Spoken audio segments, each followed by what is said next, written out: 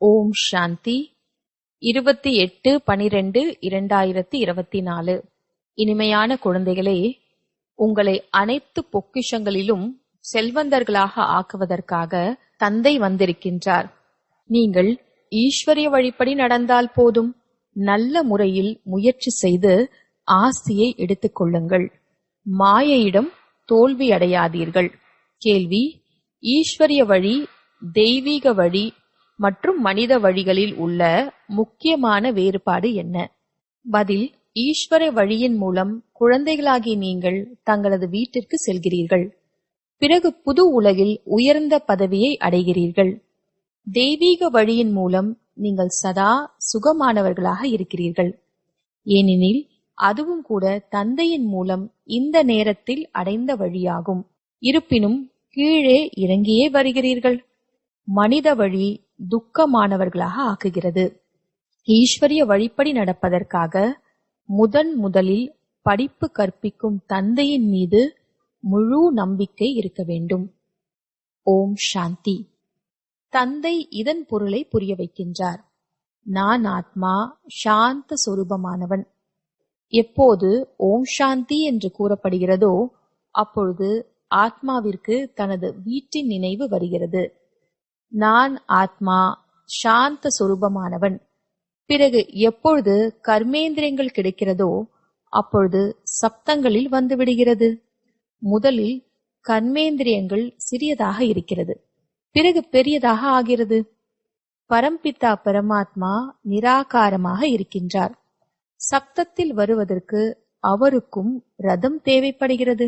ஆத்மாக்களாகி நீங்கள் பரந்தாமத்தில் இருக்கக்கூடியவர்கள். இங்கு வரும்பொழுது சப்தத்தில் வந்து விடுகிறீர்கள். நான் உங்களுக்கு ஞானம் கொடுப்பதற்காக சப்தத்தில் வருகிறேன் என்று தந்தையும் கூறுகின்றார். தந்தை தனது மற்றும் படைப்பின் முதல் இடைக்கடையின் அறிமுகம் கொடுக்கின்றார். இது ஆன்மீக படிப்பாகும், அது உலகிய படிப்பாகும். அவர்கள் தன்னை ஷரீரம் என்று புரிந்து கொள்கின்றனர். நான் ஆத்மா இந்த காதுகளின் மூலம் கேட்கின்றேன் என்று யாரும் கூற மாட்டார்கள். இப்பொழுது குழந்தைகளாகி நீங்கள் புரிந்திருக்கிறீர்கள். தந்தை பதீத்த பாவன் ஆவார். நான் எப்படி வருகின்றேன் என்பதை அவரே வந்து புரிய வைக்கின்றார். உங்களைப் போன்று நான் கர்மத்தில் வருவது கிடையாது. நான் இவரிடத்தில் பிரவேசம் செய்கின்றேன். பிறகு அந்த கேள்வியும் எழுவது கிடையாது. இது ரதமாகும். இவர் தாய் என்று கூறப்படுகின்றார். அனைத்தையும் விட மிகப்பெரிய நதி பிரம்மபுத்திரா நதியாகும். ஆக இவர்தான் அனைவரையும் விட மிகப்பெரிய நதி ஆவார். தண்ணீருக்கான விஷயம் கிடையாது. இவர் மகா நதி, அதாவது அனைவரையும் விட மிகப்பெரிய ஞான நதி ஆவார். ஆக தந்தை ஆத்மாக்களுக்கு புரிய வைக்கின்றார். நான் உங்களது தந்தையாவேன். நீங்கள் எப்படி பேசுகிறீர்களோ அதே போன்று நானும் பேசுகின்றேன். எனது பாகம் அனைத்திலும் கடைசி பாகமாகும். எப்பொழுது நீங்கள் முற்றிலும் பத்தீத்தமாக ஆகின்றீர்களோ அப்பொழுது உங்களை பாவனமாக்குவதற்காக வரவேண்டி இருக்கிறது. இந்த லக்ஷ்மி நாராயணனை இவ்வாறு ஆக்கியது யார்? ஈஸ்வரனை தவிர வேறு யாரையும் கூற முடியாது. எல்லையற்ற தந்தைதான் ஸ்வர்க்கத்திற்கு எஜமானர்களாக ஆக்கியிருப்பார் அல்லவா? தந்தைதான் ஞானக்கடலானவர். நான் இந்த மனித சிருஷ்டியின் சைத்தன்ய விதை ரூபமானவன் என்று அவரே கூறுகின்றார். முதல் இடை கடையை நான் அறிவேன். நான் சத்தியமானவன். நான் சைத்தன்ய விதை ரூபமானவன். இந்த சிருஷ்டி என்ற மரத்தின் ஞானம் என்னிடத்தில் இருக்கிறது. இதற்கு சிருஷ்டி சக்கரம், அதாவது நாடகம் என்று கூறப்படுகிறது. இது சுற்றிக்கொண்டே இருக்கிறது. அந்த எல்லைக்கு உட்பட்ட நாடகம் 2 மணி நேரம் நடைபெறும். இதில் படசுருள், அதாவது ரீல் 5000 ஆண்டுகள் ஆகும். கடந்து செல்லும் ஒவ்வொரு நேரமும் 5000 ஆண்டுகளில் குறைந்து கொண்டே செல்கிறது. முதலில் நாம் தேவி தேவதைகளாக இருந்தோம். பிறகு மெதுமெதுவாக நாம் சத்திரிய குலத்திற்கு வந்துவிட்டோம் என்பதை நீங்கள் அறிவீர்கள். இந்த அனைத்து ரகசியங்களும் புத்தியில் இருக்கிறதல்லவா? ஆக இதை சிந்தனை செய்து கொண்டே இருக்க வேண்டும். நாம் ஆரம்பத்தில் நடிப்பு நடிக்க வந்த பொழுது நாம் தான் தேவி தேவதையாக இருந்தோம். 1250 ஆண்டுகள் ராஜ்யம் செய்தோம்.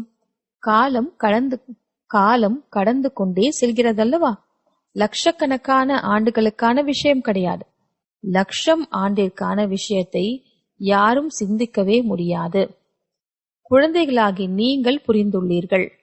நாம் தான் இவ்வாறு தேவி தேவதைகளாக இருந்தோம். பிறகு நடிப்பு நடித்து நடித்து ஆண்டுகள் கடந்து கடந்து இப்பொழுது எவ்வளவு ஆண்டுகளை கடந்து விட்டோம். சிறிது சிறிதாக சுகம் குறைந்து கொண்டே செல்கிறது. ஒவ்வொரு பொருளும் சத்தோ பிரதானம், சத்தோ ரஜோ தமோவாக ஆகின்றது. அவசியம் பழையதாக ஆகிறது. இது எல்லையற்ற விஷயமாகும்.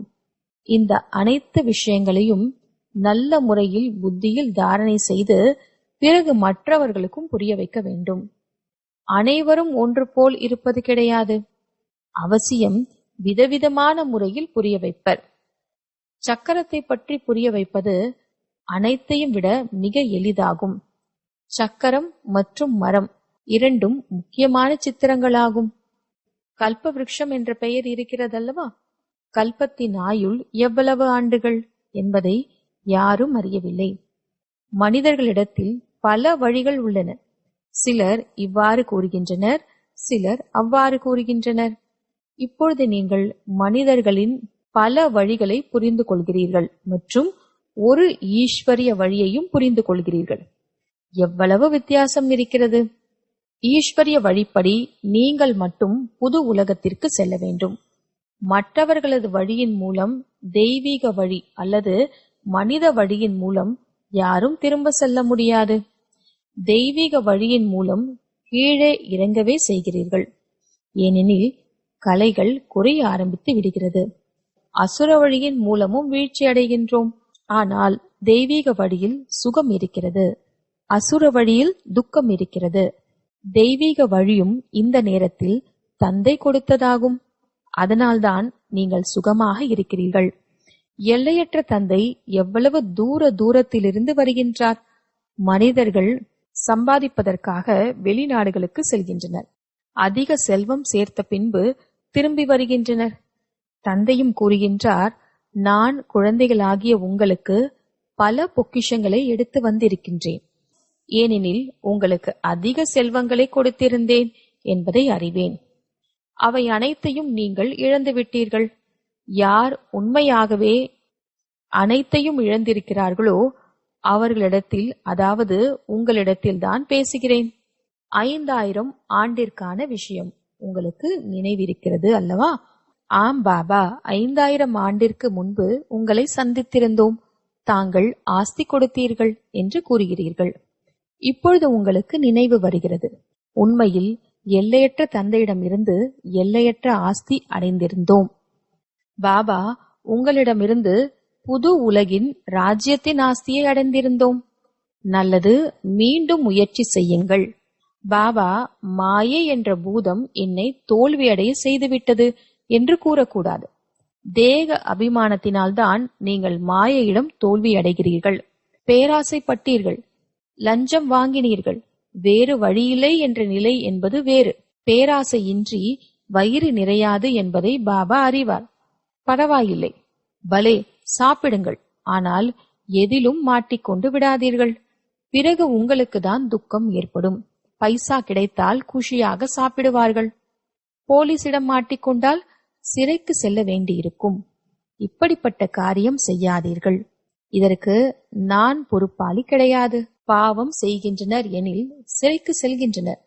அங்கு, அதாவது ஸ்வர்க்கத்தில் சிறை போன்றவைகள் இருக்காது. ஆக நாடகப்படி கல்பத்திற்கு முன்பு நீங்கள் என்ன ஆஸ்தி அடைந்தீர்களோ 21 பிறவிகளுக்கு அதையே மீண்டும் அடைவீர்கள். முழு ராஜ்யமும் உருவாகி கொண்டிருக்கிறது. ஏழை பிரஜைகள், செல்வந்த பிரஜைகள். ஆனால் அங்கு துக்கம் இருக்காது. இந்த உத்தரவாதம் தந்தை கொடுக்கின்றார். அனைவரும் ஒரே மாதிரியாக ஆகிவிட முடியாது. சூரியவம்சி சந்திரவம்ச ராஜ்யத்திற்கு அனைவரும் தேவையல்லவா? எவ்வாறு தந்தை நமக்கு உலக ராஜ்யம் கொடுக்கின்றார் என்பதை குழந்தைகள் அறிவீர்கள். பிறகு நாம் கீழே இறங்குகின்றோம். நினைவிற்கு வருகிறதல்லவா? பள்ளியில் படித்தது நினைவில் இருக்கும் அல்லவா?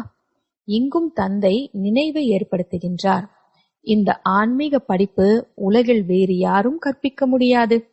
கீதையிலும் மன்மனாபவ என்று எழுதப்பட்டிருக்கிறது. இதைதான் மகா மந்திரம், வசீகர மந்திரம் என்று கூறுகின்றோம். அதாவது மாயாவை வெல்லக்கூடிய மந்திரமாகும்.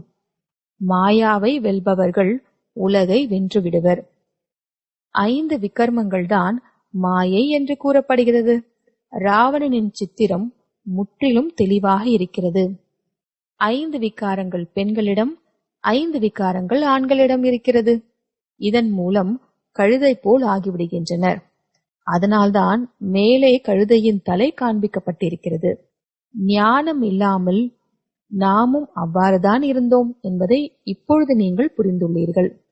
தந்தை எவ்வளவு ரமணீகரமான முறையில் அமர்ந்து கற்பிக்கின்றார். அவர் சுப்ரீம் ஆசிரியர் ஆவார்.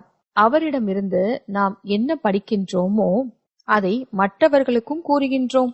முதலில் கற்பிக்கும் ஆசிரியரின் மீது நம்பிக்கை ஏற்படுத்த வேண்டும். தந்தை நமக்கு இதை புரிய வைத்திருக்கின்றார். ஏற்றுக்கொள்வது ஏற்றுக்கொள்ளாதது உங்கள் விருப்பம் என்று கூறுங்கள். இவர் எல்லையற்ற தந்தை அல்லவா? ஸ்ரீமத் தான் சிரேஷ்டமாக ஆக்குகிறது. ஆக சிரேஷ்ட புது உலகமும் அவசியம் தேவை அல்லவா? நாம் அசுத்தமான உலகில் அமர்ந்திருந்தோம் என்பதை இப்பொழுது நீங்கள் அறிந்து கொண்டீர்கள். வேறு யாரும் புரிந்து கொள்ள முடியாது. இங்கு பூந்தோட்டமாகிய ஸ்வர்க்கத்தில் நாம் சதா சுகமானவர்களாக இருப்போம். இங்கு நரகத்தில் எவ்வளவு துக்கமானவர்களாக இருக்கின்றோம். இதை நரகம் என்று கூறினாலும், அல்லது விஷ வைதர்ணிய நதி என்று கூறினாலும், அல்லது பழைய சீச்சி உலகம் என்று கூறினாலும் சரியே. சத்யுகம் எப்படி இருந்தது, கலியுகம் எப்படி இருக்கிறது என்பதை இப்பொழுது நீங்கள் உணர்கிறீர்கள். ஸ்வர்க்கம்தான் உலக அதிசயம் என்று கூறப்படுகிறது. திரேதாவையும் கூற முடியாது. இங்கு இந்த அசுத்த உலகில் இருப்பதில் மனிதர்களுக்கு எவ்வளவு குஷி ஏற்படுகிறது. விஷம் நிறைந்த புழுவை குளவியானது பூம் பூம் என்று ரீங்காரமிட்டு தனக்கு சமமாக ஆக்குகிறது. நீங்களும் அசுத்தத்தில் விழுந்து கிடந்தீர்கள். நான் வந்து பூம் பூம் என்று கூறி உங்களை புழுவிலிருந்து, அதாவது சூத்திரனிலிருந்து பிராமணனாக ஆக்கியிருக்கிறேன். இப்பொழுது நீங்கள் இரட்டை கிரீடாதாரிகளாக ஆகிறீர்கள் எனில் எவ்வளவு குஷி இருக்க வேண்டும். முயற்சியும் முழுமையாக செய்ய வேண்டும். எல்லையற்ற தந்தை மிகவும் எளிதாகவே புரிய வைக்கின்றார். பாபா உண்மையை தான் கூறுகின்றார் என்று உள்ளம் கூறுகிறது. இந்த நேரத்தில் அனைவரும் மாயாவின் புதை குழியில் மாட்டிக்கொண்டிருக்கின்றனர். வெளி கவர்ச்சிகள் எவ்வளவு இருக்கிறது. நான் உங்களை புதை குழியிலிருந்து விடுவிக்கிறேன், ஸ்வர்க்கத்திற்கு அழைத்து செல்கின்றேன் என்று பாபா புரிய வைக்கின்றார். ஸ்வர்க்கத்தின் பெயர் கேள்விப்பட்டிருக்கிறீர்கள். இப்பொழுது ஸ்வர்க்கம் கிடையாது. இந்த சிலைகள் மட்டுமே இருக்கின்றன. இவர்கள் ஸ்வர்க்கத்திற்கு எஜமானர்களாக எவ்வளவு செல்வந்தர்களாக இருந்தனர். பக்தி மார்க்கத்தில் கோவில்களும் தினமும் சென்று வந்தீர்கள். ஆனால் இந்த ஞானம் எதுவும் கிடையாது. பாரதத்தில் இந்த ஆதி சனாதன தேவி தேவதா தர்மம் இருந்தது என்பதை நீங்கள் இப்பொழுது அறிவீர்கள். இவர்களது ராஜ்யம் எப்போது இருந்தது என்பது யாருக்கும் தெரியாது. தேவி தேவதா தர்மத்திற்கு பதிலாக இப்பொழுது இந்து இந்து என்று கோரிக்கொண்டிருக்கின்றனர். ஆரம்பத்தில் இந்து மகா சபையின் தலைவர் வந்திருந்தார். நாம் விகாரிகளாக அசுத்தமானவர்களாக இருக்கின்றோம். பிறகு தங்களை தேவதை என்று எப்படி கூறிக்கொள்ள முடியும் என்று கூறினார். நாம் கூறினோம், நல்லது, வாருங்கள், தேவி தேவதா தர்மத்தின் ஸ்தாபனை மீண்டும் ஏற்பட்டு கொண்டிருக்கிறது என்பதை உங்களுக்கு புரிய வைக்கின்றோம். நாம் உங்களை ஸ்வர்க்கத்திற்கு எஜமானர்களாக ஆக்கிவிடுவோம். அமர்ந்து கற்றுக்கொள்ளுங்கள். அதற்கு அவர், மூத்த சகோதரரே, நேரம் எங்கே இருக்கிறது என்று கூறினார். நேரம் இல்லையெனில் பிறகு எப்படி தேவதையாக ஆக முடியும்? இது படிப்பு அல்லவா? பாவம் அவரது அதிர்ஷ்டத்தில் இல்லை, இறந்து விட்டார். இவர் பிரஜையாக வருவார் என்பதும் கிடையாது. அவர் தானாகவே வந்தார். இங்கு தூய்மையான ஞானம் கிடைக்கிறது என்று கேள்விப்பட்டிருந்தார். ஆனால் சத்யுகத்திற்கு வந்துவிட முடியாது. மீண்டும் இந்த தர்மத்தில்தான் வருவார். மாயை மிகவும் பிரபலமானது என்பதை குழந்தைகளாகி நீங்கள் அறிவீர்கள். ஏதாவது தவறுகளை செய்வித்துக் கொண்டே இருக்கிறது. ஏதாவது தவறான தலைகீழான பாவங்கள் ஏற்பட்டுவிட்டால் தந்தையிடம் உண்மையான உள்ளத்துடன் கூற வேண்டும். ராவணனின் உலகில் பாவம் ஏற்பட்டு கொண்டுதான் இருக்கிறது. நாம் ஜென்ம ஜென்மாந்திரமாக பாவிகளாக இருக்கின்றோம் என்று கூறுகின்றனர். இவ்வாறு கூறியது யார்? ஆத்மா கூறுகிறது. தந்தையின் முன் அல்லது தேவதைகளின் முன். இப்பொழுது நீங்கள் உணர்கிறீர்கள், உண்மையில் நாம் ஜென்ம ஜென்மங்களாக பாவிகளாக இருந்தோம்.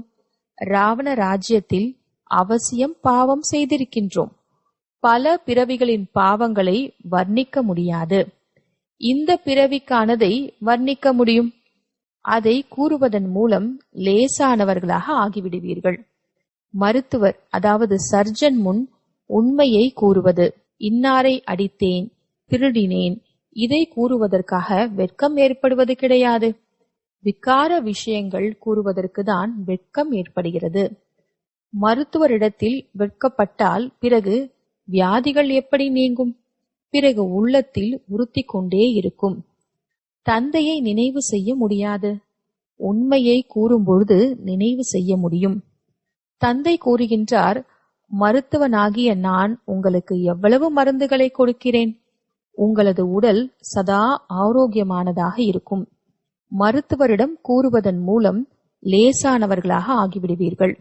சிலர் தானாகவே எழுதிவிடுகின்றனர், பாபா, நான் ஜென்ம ஜென்மத்திற்கான பாவம் செய்திருக்கிறேன். பாவ ஆத்மாக்களின் உலகில் பாவ ஆத்மாக்களாக தான் ஆகியிருக்கிறீர்கள். இப்பொழுது தந்தை கூறுகின்றார், குழந்தைகளே, நீங்கள் பாவ ஆத்மாக்களிடமிருந்து கொடுக்கல் வாங்கல் வைத்துக் கொள்ளக் கூடாது. சத்தியமான சத்குரு அழிவற்ற மூர்த்தி தந்தை ஆவார். அவர் ஒரு பொழுதும் மறுபிறவியில் வருவது கிடையாது. அவர்கள் அகால் தக்த் என்ற பெயர் வைத்திருக்கின்றனர். ஆனால் பொருள் புரிந்து கொள்வது கிடையாது. ஆத்மாவின் சிம்மாசனம் இது என்று தந்தை புரிய வைக்கின்றார். இங்குதான் அழகாகவும் இருக்கிறது. திலகமும் இங்குதான், அதாவது நெற்றியில் வைக்கிறீர்கள் அல்லவா? உண்மையில் திலகம் பிந்துவாக வைத்துக் கொண்டனர். இப்பொழுது நீங்கள் தனக்குத்தானே திலகம் வைத்துக் கொள்ள வேண்டும். தந்தையை நினைவு செய்து கொண்டே இருங்கள். யார் அதிகமாக சேவை செய்கிறார்களோ அவர்கள் உயர்ந்த மகாராஜாவாக ஆவார்கள். புது உலகில் பழைய உலகத்திற்கான படிப்பு படிக்க மாட்டார்கள். ஆக இவ்வளவு உயர்ந்த படிப்பின் மீது கவனம் செலுத்த வேண்டும். இங்கு அமர்ந்திருந்தாலும் கூட சிலரது புத்தியோகம் நன்றாக இருக்கிறது. சிலருக்கு இங்கு அங்கு என்று சென்று விடுகிறது. சிலர் 10 நிமிடம் என எழுதுகின்றனர், சிலர் 15 நிமிடம் என எழுதுகின்றனர். யாருடைய சார்ட் நன்றாக இருக்கிறதோ அவர்களுக்கு போதை அதிகரித்து கொண்டே இருக்கும். பாபா, நான் உங்களை இவ்வளவு நேரம் நினைவு செய்தேன். 15 நிமிடத்திற்கு மேலாக யாரும் எழுத முடியாது. புத்தி இங்கு அங்கு சென்று அலைகிறது. ஒருவேளை அனைவரும் ஏக்கரசாக ஆகிவிட்டால் பிறகு கர்மாத்தீத் நிலை ஏற்பட்டுவிடும். தந்தை எவ்வளவு இனிமையிலும் இனிய அன்பான விஷயங்களை கூறுகின்றார். இவ்வாறு எந்த குருவும் கற்றுக் கொடுக்கவில்லை. குருவிடமிருந்து ஒரே ஒருவர் மட்டும் கற்றுக்கொள்ள மாட்டார். குருவிடமிருந்து ஆயிரக்கணக்கில் கற்றிருப்பர் அல்லவா? சத்குருவிடம் இருந்து நீங்கள் எவ்வளவு பேர் கற்றுக்கொள்கிறீர்கள்? இது மாயாவை வசப்படுத்தும் மந்திரமாகும். மாயை என்று 5 விகாரங்களுக்கு கூறப்படுகின்றன. பணத்திற்கு செல்வம் என்று கூறப்படுகிறது. லக்ஷ்மி நாராயணனை பற்றி கூறுகையில் அவர்களிடத்தில் அதிக செல்வங்கள் இருந்தன. லக்ஷ்மி நாராயணனை ஒரு பொழுதும் தாய் தந்தை என்று கூற மாட்டார்கள். ஆதி தேவர் ஆதி தேவியை ஜெகத்பிதா ஜெகதம்பா என்று கூறுகின்றனர். இவர்களை அல்ல, இவர்கள் ஸ்வர்க்கத்திற்கு எஜமானர்கள். அழிவற்ற ஞான செல்வங்களை அடைந்து நாம் இந்த அளவிற்கு செல்வந்தர்களாக ஆகின்றோம். அம்மாவிடம் அதாவது ஜெகதம்பாவிடம் பல ஆசைகளை வைத்துக் கொண்டே செல்கின்றனர். லக்ஷ்மியிடம் செல்வத்திற்காக மட்டுமே செல்கின்றனரே தவிர வேறு எதற்காகவும் இல்லை. ஆக உயர்ந்தவர் யார்? அம்பாவிடமிருந்து என்ன கிடைக்கிறது, லக்ஷ்மியிடமிருந்து என்ன கிடைக்கிறது என்பது யாருக்கும் தெரியாது. லக்ஷ்மியிடம் செல்வத்தை மட்டுமே கேட்கின்றனர். அம்பாவிடத்திலிருந்து உங்களுக்கு அனைத்துமே கிடைக்கிறது. அம்பாவின் புகழ் அதிகமாக இருக்கிறது. ஏனெனில் தாய்மார்களுக்கு அதிக துக்கங்களை பொறுத்து கொள்ள வேண்டியிருக்கிறது. ஆக தாய்மார்களின் புகழ் அதிகம் ஏற்படுகிறது. நல்லது. இருப்பினும் தந்தையை நினைவு செய்தால் பாவனம் ஆகிவிடுவீர்கள். சக்கரத்தை நினைவு செய்யுங்கள். தெய்வீக குணங்களை தாரணை செய்யுங்கள். பலரை தனக்கு சமமாக ஆக்குங்கள். இறை தந்தையின் மாணவர்களாக நீங்கள் இருக்கிறீர்கள். கல்பத்திற்கு முன்பும் ஆகியிருந்தீர்கள். இப்பொழுதும் அதே லட்சியம் குறிக்கோளுடன் இருக்கிறீர்கள். இது நரனிலிருந்து சத்திய நாராயணன் ஆகக்கூடிய கதையாகும். நல்லது. இனிமையிலும் இனிய தேடி கண்டெடுக்கப்பட்ட செல்ல குழந்தைகளுக்கு தாய் தந்தையுமாகிய பாப்தாதாவின் அன்பு நினைவுகள் மற்றும் காலை வணக்கம். ஆன்மீக குழந்தைகளுக்கு ஆன்மீக தந்தையின் நமஸ்தே. ஆன்மீக தந்தைக்கு ஆன்மீக குழந்தைகளின் நமஸ்தே. தாரணைக்கான முக்கிய சாரம். முதலாவது, தனது வியாதியை ஒரு பொழுதும் மருத்துவரிடம் மறைக்கக்கூடாது. மாயையின் பூதத்திலிருந்து தன்னை பாதுகாத்துக் கொள்ள வேண்டும். தனக்குத்தானே ராஜ்ய திலகம் கொடுத்துக் கொள்வதற்காக அவசியம் சேவை செய்ய வேண்டும். இரண்டாவது, தன்னை அழிவற்ற ஞான செல்வத்தின் மூலம் செல்வந்தர்களாக ஆக்கிக் கொள்ள வேண்டும். இப்பொழுது பாவ ஆத்மாக்களிடம் கொடுக்கல் வாங்கல் வைத்துக் கொள்ளக்கூடாது. படிப்பின் மீது முழுமையான கவனம் செலுத்த வேண்டும். வரதானம். இந்த கல்யாணக்காரி அதாவது நன்மை செய்யக்கூடிய யுகத்தில் அனைவருக்கும் நன்மை செய்யக்கூடிய இயற்கையை வென்றவராக மாயையை வென்றவராக ஆகுக. இந்த கல்யாணக்காரி யுகத்தில் அனைவருக்கும் நன்மை செய்யக்கூடிய இயற்கையை வென்றவர் மாயையை வென்றவராக ஆகுக. சங்கம யுகத்தை மங்களகரமான யுகம் என்று சொல்லப்படுகிறது. இந்த யுகத்தில் சதா நான் கல்யாண்காரி ஆத்மா, முதலில் சுயத்திற்கு நன்மை செய்வது, பிறகு அனைவருக்கும் நன்மை செய்வதே என்னுடைய கடமையாகும் என்ற இந்த ஸ்வமானங்கள் சதா நினைவு இருக்க வேண்டும். மனித ஆத்மாக்கள் என்ன? நாம் இயற்கைக்கும் நன்மை செய்பவர்கள். ஆகையினால் இயற்கையை வென்றவர்கள் மாயையை வென்றவர்கள் என்று அழைக்கப்படுகின்றோம். எப்பொழுது ஆத்மா புருஷ் இயற்கையை வென்றதாக ஆகின்றதோ அப்பொழுது இயற்கை கூட சுகம் தரக்கூடியதாக ஆகிவிடுகிறது. அவர்கள் இயற்கை மற்றும் மாயையினுடைய கொந்தளிப்பில் வர முடியாது. அவர்கள் மீது நன்மையற்ற வாயு மண்டலத்தின் தாக்கம் ஏற்பட முடியாது. ஸ்லோகன். ஒருவருக்கொருவர் கருத்துகளுக்கு மரியாதை கொடுத்தீர்கள் என்றால் மரியாதைக்குரிய ஆத்மா ஆவீர்கள். ஒருவருக்கொருவர் கருத்துகளுக்கு மரியாதை கொடுத்தீர்கள் என்றால் மரியாதைக்குரிய ஆத்மா ஆவீர்கள். ஓம் சாந்தி.